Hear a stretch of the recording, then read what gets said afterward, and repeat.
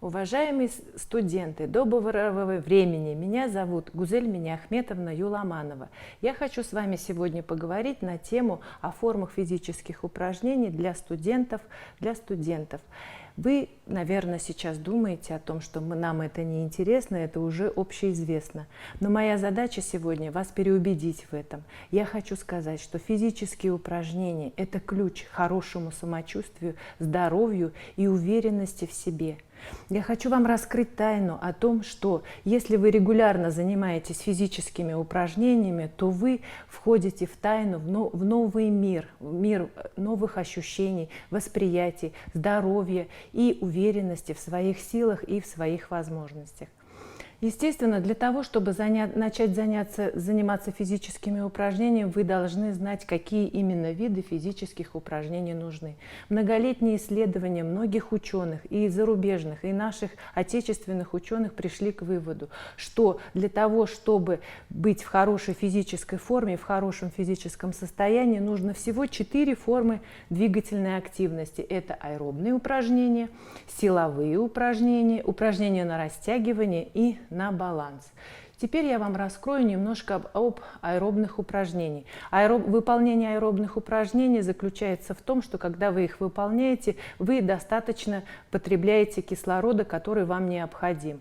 Аэробные упражнения, какие они? Они помогают нам, расслабляют стенки кровеносных сосудов, сжигают лишний жир, снижают уровень сахара в крови, улучшают, естественно, если это все у нас происходит, улучшается и настроение. И в сочетании с потерей веса у нас, получается, снижается уровень плохого холестерина. Но я вам хочу сказать, что вот эти все процессы происходят только в том случае, если ваша двигательная активность происходит при режиме ЧСС 120-130 ударов в минуту.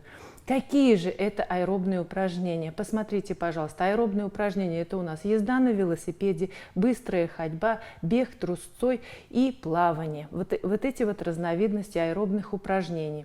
Следующий вид упражнений – это силовые упражнения. Силовые упражнения нам нужны потому что мы с возрастом теряем мышечную массу. И поэтому необходимо еженедельно включать силовые упражнения. Для чего же нам нужны силовые упражнения? Во-первых, силовые упражнения стимулируют рост костей, снижают уровень сахара в крови, помогают в контроле над лишним весом, улучшают осанку и баланс. Какие же разновидности силовых упражнений мы знаем? Это различные приседания, отжимания, подтягивания и так далее. Самое главное, при выполнении упражнений на силу важно исполнять эти упражнения с правильной техникой. Если техника будет неправильна, то мы можем только повредить. Например, при выполнении приседаний вы должны приседать с прямой спиной, живот подтянут и как будто бы садимся на стул. Обратите внимание, самое важное, при приседании колени не должны выходить за носок. Это первый признак, если при переутомлении у вас колени выходят за носочек, и тогда, получается, мы травмируем коленный сустав.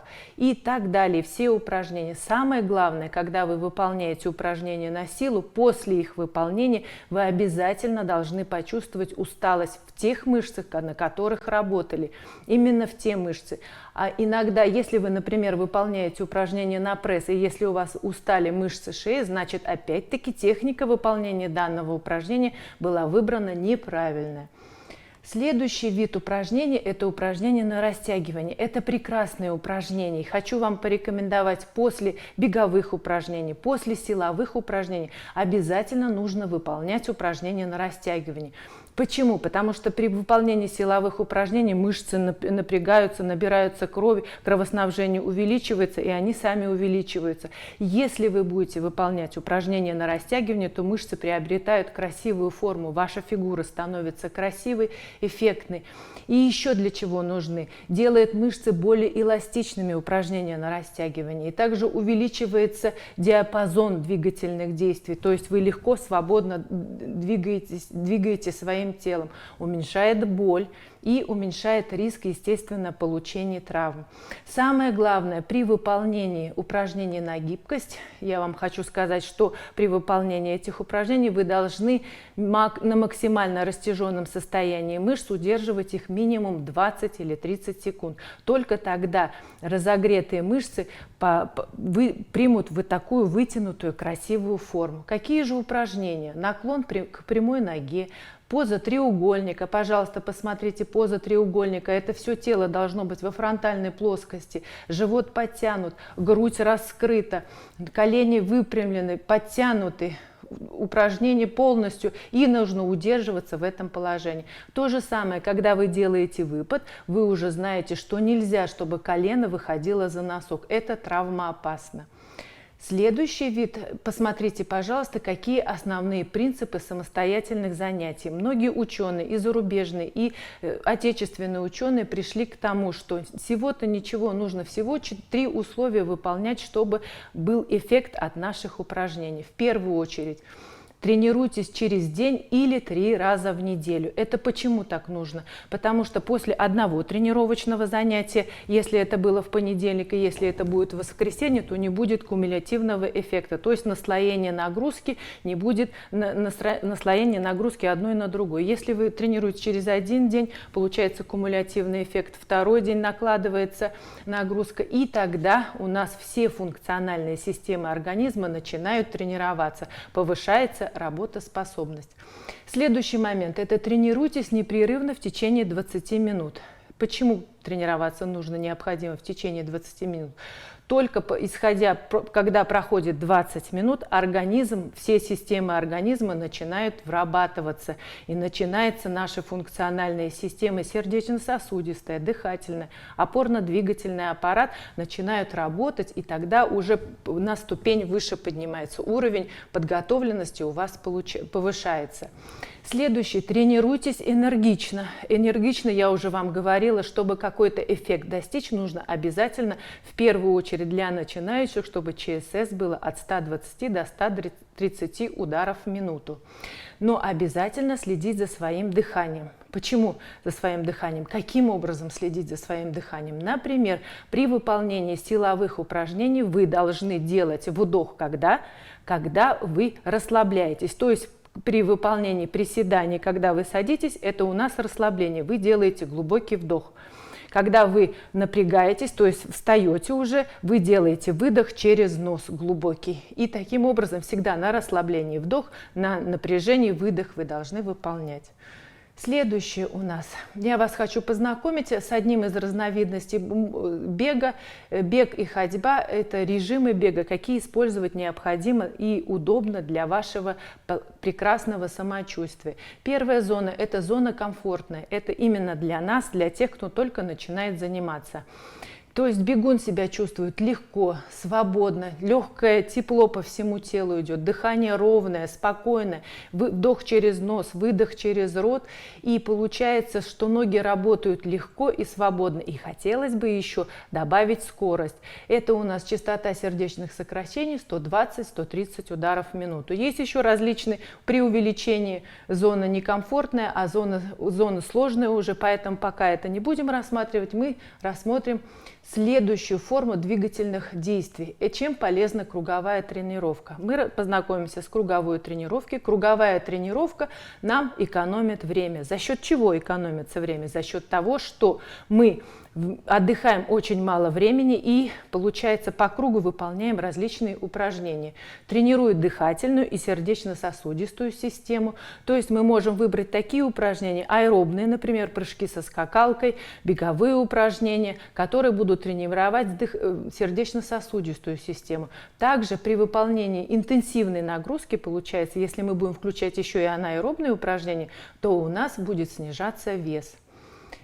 Это все зависит от этого. Самое главное требование при выполнении при составлении комплекса круговой тренировки необходимо, чтобы упражнения чередовались на разные группы мышц. На мышцы верхней конечности, на мышцы нижней конечности, на мышцы живота, на мышцы спины. Таким вот образом. И в зависимости от такой цели, какую вы хотите достичь, сжигание жира или формирование сердечно-сосудистой системы, то есть вы режимы все различные выбираете сами, естественно. Следующее у нас, я вас хочу познакомить, вы, наверное, знаете, может быть, кто-то не знает, но я хочу сказать, что такое табата. Вы знаете, что такое табата? Табата – это у нас высокоинтенсивная тренировка, которую изобрел великий доктор японский Изуми Табата. Это еще в 1997 году были его исследования, и он определил всего за 4 минуты можно совершенствовать и аэробную, и анаэробную систему, то есть какую вам необходимо. И 20 секунд работаете, 10 секунд отдыхаете, и 4 минуты по полной выкладываетесь, и уже через 4 минуты вы здоровый, счастливый, и уже уверенный в себе и красивый. В чем же преимущество табаты? Табата отлично сжигает жир. Опять-таки ученые провели исследование о том, что при выполнении интенсивной работы вот в табате раунде за 1 минуту работы теряется всего целых 15 килокалорий. При том же, если мы бегаем, также 1 минуту в среднем темпе 8 км в час, то теряется всего 8 калорий. Поэтому это прекрасная программа для того, чтобы сжигать жир. Второе.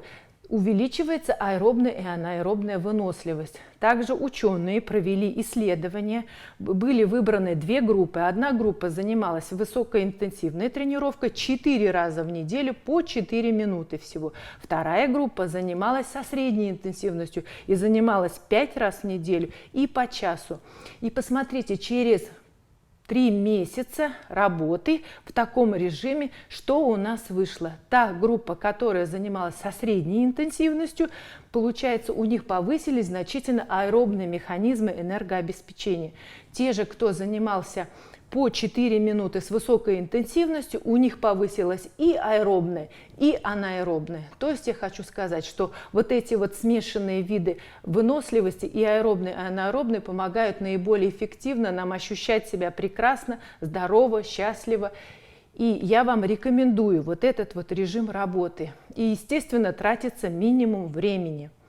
Следующий. Как заниматься тут табата? Естественно, конечно, мы же знаем, что надо, во-первых, сначала хорошо размяться для того, чтобы выполнить высокоинтенсивную нагрузку на пределе своих возможностей.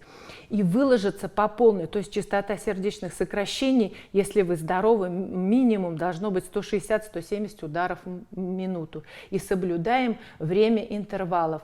Работаем 20 секунд, 10 секунд отдыхаем. 8 раундов может быть. 8 раундов таких, получается, укладывается в 4 минуты. Но мы можем, если мы хорошо подготовились уже, мы можем использовать 3-4 таких табата раундов. И это будет тренировка всего 15-20 минут. Но нужно обязательно помнить, что отдыхать между табата раундами 4-минутными 1,5-1 минуту обязательно. Какие же упражнения необходимо выполнять? Вообще можно в этом табата-раунде выполнять только одно упражнение. Естественно, оно должно быть вам хорошо знакомо и спокойно, чтобы вы его выполняли с правильной техникой. Но обычно выполняется по 8 упражнений, 8 раундов и 8 упражнений выбирается. Поэтому вы можете выбрать, опять-таки, как в круговой тренировке, для разных групп мышц, чтобы вам было эффективнее все мышцы тела прокачивать. То есть различные спринты, прыжки через скакалку, если вы хотите больше аэробную систему совершенствовать, бёрпи, плавание, отжимания, выпады и приседания. То есть разнообразные упражнения – это выбор для вас, как вам нравится, как вам удобно. В принципе, я вам хочу сказать, что я вам рассказала все режимы работы, какие бывают упражнения. Я хотела вас завлечь в этот прекрасный мир. Пожалуйста, занимайтесь, выбирайте, тренируйтесь и будьте здоровыми, счастливыми и успешными. Достигайте успехов в карьере. С вами была Гузель Миняхметовна Юламанова. До следующих встреч.